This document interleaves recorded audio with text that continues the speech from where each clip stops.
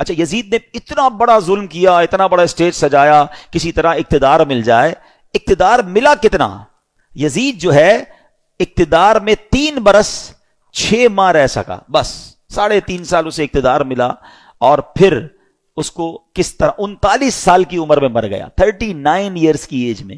کیا عمر ہوتی ہے یہ؟ لیکن بڑی بری عادتیں تھیں، شراب کا عادی تھا، بدکاری کا عادی تھا. ایک رومی لڑکی سے اس کو عشق ہو گیا.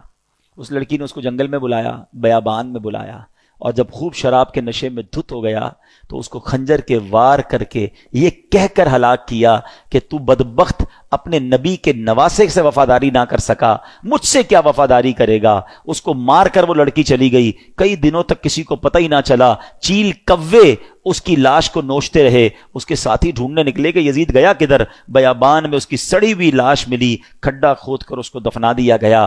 یہ انجام ہوا ان ظالموں کا. ایک یزید کے بعد سب سے بڑا جو یوں سمجھیے کہ کوفہ کا جو گورنر تھا نا، وہ بڑا مجرم تھا. اس کا نام تھا ابن زیاد. ابن زیاد کی بھی آپ دیکھیں، اللہ پاک کی کہتے ہیں نا، اللہ اپنی قدرت کے نظارے کیسے دکھاتا ہے. 10 محرم ہی کا دن تھا، 6 برس بعد 10 محرم کے دن ابن زیاد انتہائی ذلت کے ساتھ مارا گیا، اور اس کی لاش کو، اس کا سر کٹوا کر کوفہ میں مختار ثقفی کو بھجوایا گیا. یہ وہی محل تھا جہاں امام حسین کے سر انور کو لایا گیا تھا. ٹھیک 6 سال بعد ابن زیاد کے سر کو لایا گیا. اب اس کا جب سر رکھا گیا تو ایک بڑا سا سانپ آیا اور اس کے سر کے اندر داخل ہو گیا.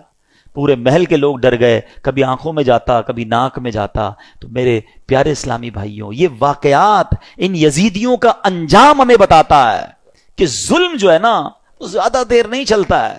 اگر دنیا میں آج بھی کوئی ظلم کر رہا ہے، کسی کا مال دبایا ہوا ہے، کسی کا حق دبایا ہوا ہے، کسی کی زمین پہ قبضہ کیا ہوا ہے، کسی کو ویسے ہی ڈرا رہا ہے، وہ یہ نہ سمجھے کہ یہ پائیدار ہے.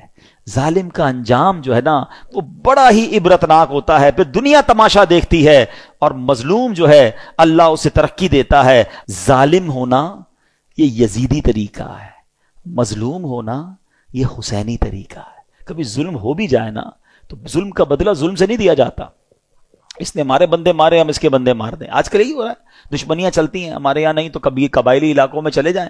ہمارا جب دورہ ہوتا ہے بلوچستان میں اور اندرون سندھ میں تو پتہ چلا وہ خاندانی اور قبائل کی لڑائی چل رہی ہے. انہوں نے ہمارے بندے مارے، اب ہم ان کے ماریں گے. اسی چکر میں زندگیاں گزر گئیں. ختم کریں ان چیزوں کو.